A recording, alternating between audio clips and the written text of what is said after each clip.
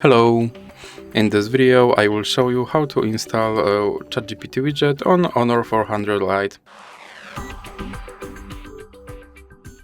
So you have to start by opening your Google Play Store, then click on search bar and type in Wally AI and click search, and then select this application and click install.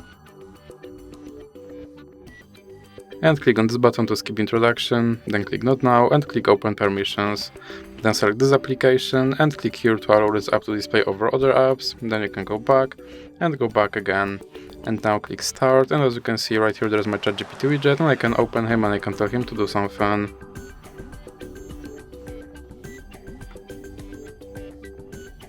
And as you can see, he responded. And if you want to remove him from your screen, simply drag him into the X icon in the middle.